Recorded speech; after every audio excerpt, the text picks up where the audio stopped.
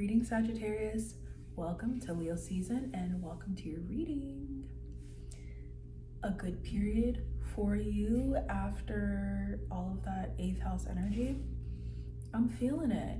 And I know that there's like a lingering emotion that you feel because of the transformation that you just went through. And it's like a stream of emotion that is nonstop. But I think that you're seeing it as a bad thing because it's emotional memories and it's also, water energy. Very confusing. But it really feels like what this energy has wanted for you is for you to nurture yourself and to attract connections that nurture you. So don't run away from that stream of emotion. Yeah. Mars in Gemini currently is helping you understand. So the Lover's card is the first card out. So from July 22nd to August 22nd, you are vibing. It's 9th house energy. It's your energy. It's you're traveling, you're a vibe, you're, everyone wants to compete for your voice. Everyone wants to take up the space that is your space right now. And the way that you can keep yourself from being irritated by these people who know that it is your opportunity, it is your moment. The way to keep yourself from being triggered by these annoying moments is to go have an amazing time doing whatever it is that you want to do. That has nothing to do with them. If you want to vibe with them, sure. But this vibe, the 3 of Cups, is here. Anything that you want to do, if you are planning a trip, if you've been wanting to go on a trip, if you've been wanting to anything. The Lovers is like everything, everything is here right in front of you.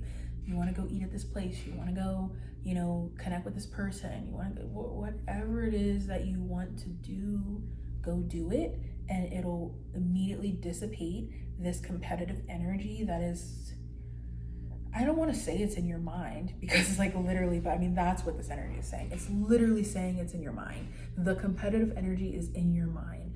The Gemini card of the mind, communication, and thought processes. So don't let this energy come out of your mind.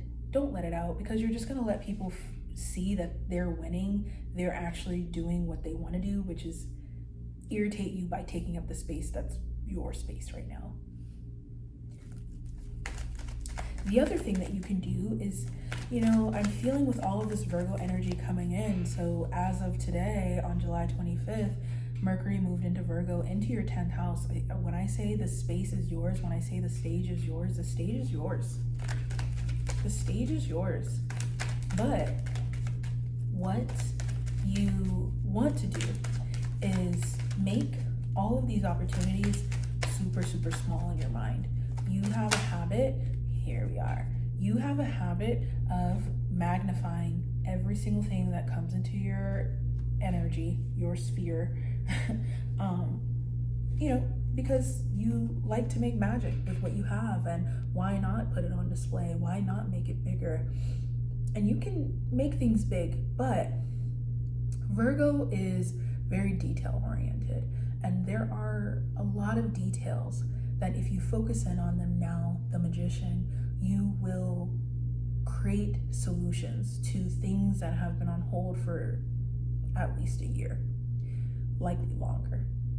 The Magician is manifestation, but he's not doing whatever he feels in the moment. Very Sag energy. He's doing what he knows is going to get the result. He's doing what he's practiced and seen and observed and acquired and putting that energy into action. Very valuable. all of this energy entering your 10th house is very valuable energy. Do not focus on the competition. Do not focus on those who are biting at your heels. Do not focus on conflict, as hard as it will be, because this is a time where you can actually call in partnerships, romantic relationships that are competing at your level, and a lot of them are actually already here. The Lover's card, especially if you're dealing with a Gemini, they're already here. But because you're so zoned in on, I just talked about this with Aries, the level that you've been fighting professionally especially, it's hard to accept it, it's hard to receive it, and you really just need to get away. So take that trip. If you can take the big trip, take it. If you can take a small trip, take it. All of these trips are going to renew you, and they're going to pull you away from connections and people and situations that have been so damaging to your mind, but also the opportunities that you're so inspired by. Yeah. We're going to talk about this Mercury retrograde in Leo, but Mercury retrograde in Virgo and Leo, but before we get into that, because we've got all of these here, let's talk about the new moon in Leo on August 4th. The new moon in Leo on August 4th is you finally understanding your 9th house, your house. You rule the 9th house of travel, international travel, and higher learning.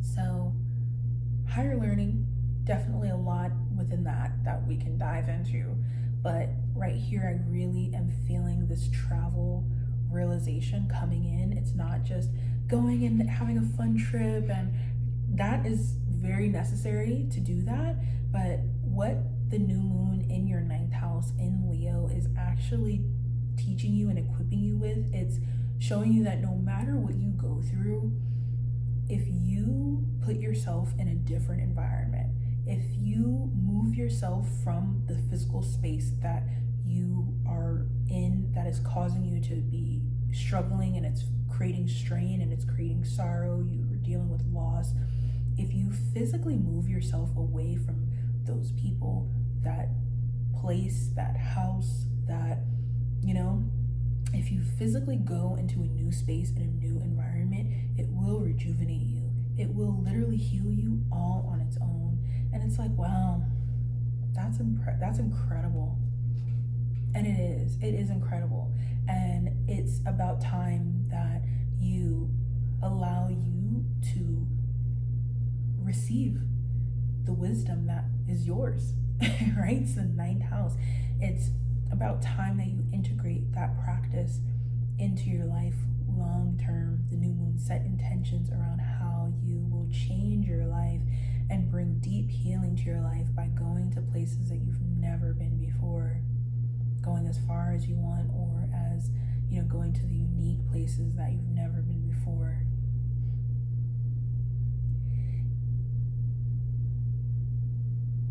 I'm going to save Mercury retrograde for the extended.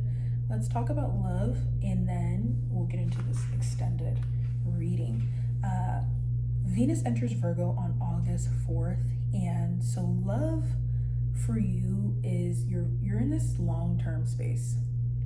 You're really thinking about the long term. You're really thinking about someone who is a match for like that most successful space that you see yourself in. You're looking for someone who is a match to that version of you. And we talked about this last season, but it's happening now. Can this person stand next to you? Can this person align to the opportunities that you really want to attract? And as hard as it is to say this, there are people who are in your life, there are people who are coming through right now who absolutely cannot. There are romantic relationships coming through, especially right now, who literally cannot help it. They are competing with you. They don't know how to be your relationship sector energy, which is a Gemini, which is someone who just tells you everything, talk, give you everything you need to know, help you move through everything in your mind. That's the type of person that you need. Someone who, keeps things moving, keeps things fluttering, keeps you moving, keeps you healthy, keeps you lifted, keeps you informed, someone who wants to give you everything, someone who doesn't want to play games, someone who doesn't want to keep things from you, someone who has no desire to compete with you because they're very content with their present life as it is. They want you to go be big, bright, and loud because they understand that that is who you are, and it's not something you're trying to do, and you don't want to compete with people. You just attract people who want to compete with you. So allowing romantic connections that are doing that, competing, even if it's so subtle, is not the move. You're looking for someone who elevates you every time you talk to them, heals you every time you talk to them, gives you all the magic, doesn't want to hide any of it from you. When I tell you they want to hide it from you. Let's talk about, and they can't, is your 10th house. Don't spend any of it on anyone who doesn't want to give you the magic.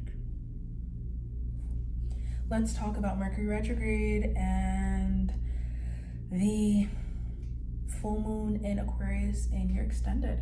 You can access the extended through the link in the description and sign up for the Sagittarius tier on Patreon.